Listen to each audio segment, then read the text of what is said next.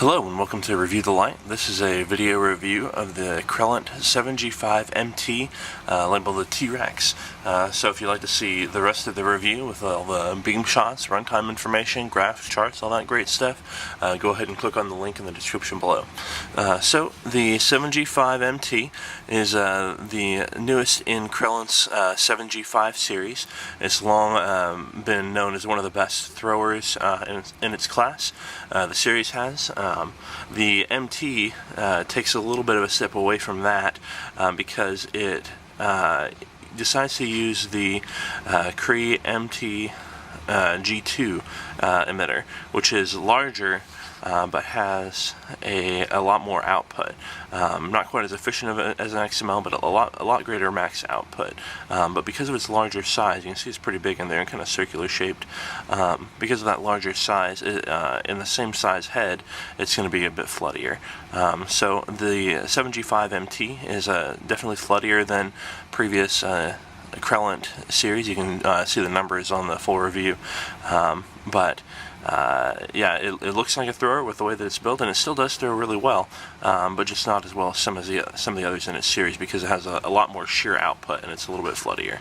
So you can also see it's got the textured reflector there, helps smooth out the beam, and you'll see in a minute it's got a really warm tint on this version. I'm not sure if I got a special warm version or if this is just the tint that they all come in, but it's just a lot warmer than a lot of the tints that most of my XML lights have. So yeah, you can see it's still got that large reflector. It's got this nice stainless steel crenellated bezel. It's removable if you want it to be. We've got some knurling here and grooves along the head. And you can also see it's got some very large heat fins here, which are really helpful for dissipating the heat away from the emitter. It does put off a lot of heat being such a high-powered emitter. Got the side switch right there. You can see it's got the model on the other side there. A little bit of light knurling along the body, rubber grip ring there. It's just in the right place to keep your hand from slipping while you're holding the light, which is very nice. You can see the tail cap, and it's got its stainless steel bezel on the back side there. The 7G5 MT is controlled by this side switch and also by this tail switch. This tail switch isn't a clicky like a lot of modern lights are, but rather it's loosening and tightening and a push button that controls it. So if you just push it in, you can see I'm just pushing there. It doesn't click, it just is momentary. If you tighten the tail, you can tighten it to the point where it's always being pressed against this contact point, or you can loosen it to the point where even when you press it, it's pretty far out, but you can loosen it to the point where even when you press it, it won't come on. So there we go. For sort of a lockout mechanism. And you can also adjust, see if you've got it farther out, it takes more travel to get it to come on. If you get it really close, it just takes a little bit of a tap to get it to come on, so you can adjust that to however you like.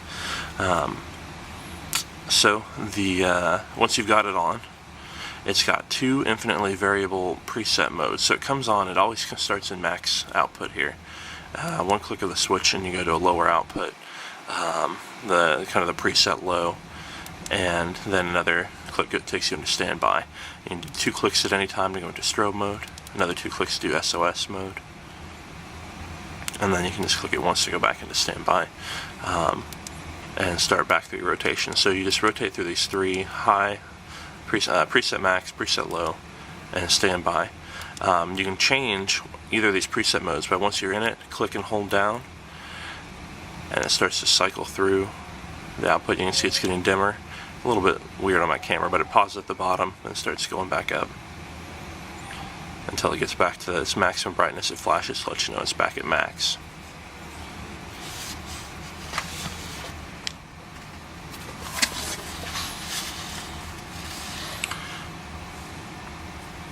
Okay, so now we can open it up and take a look inside. You can see inside the tail cap here you've got a large spring to make contact with the batteries. Takes 2 18650 batteries or else 4 CR123 batteries. You see a pretty thick walled tube there. And then it also comes apart here.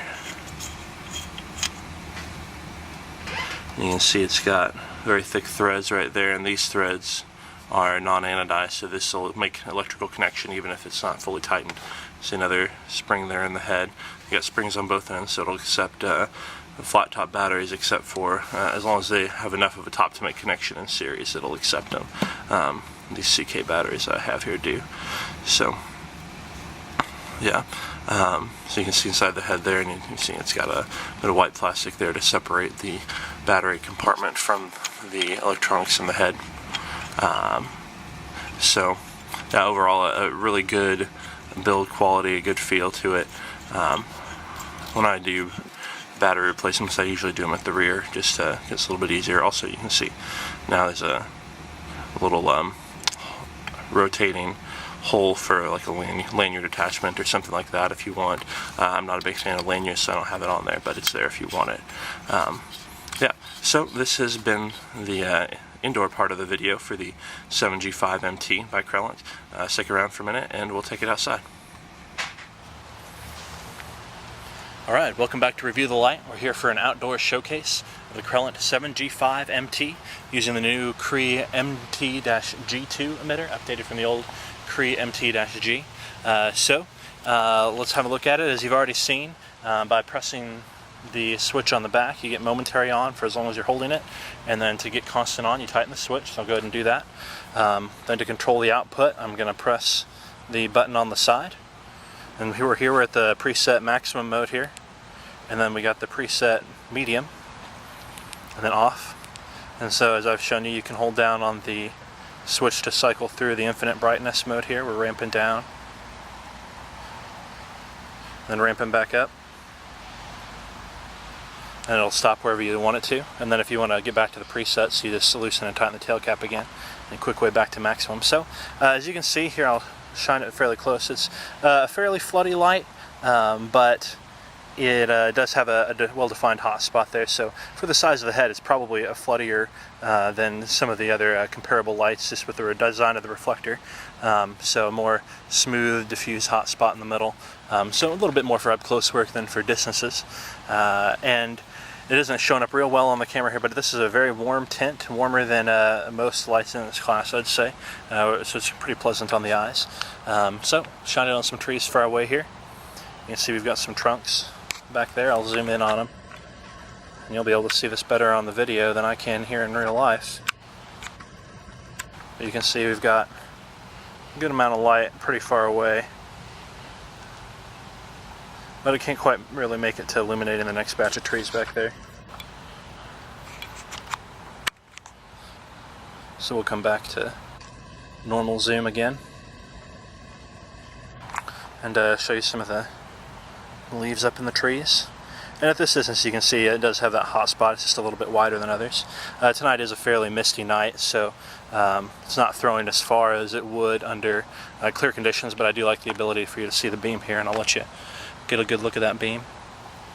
My camera doesn't auto adjust it out.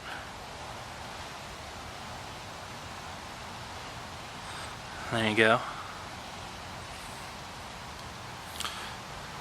And some more shots close up.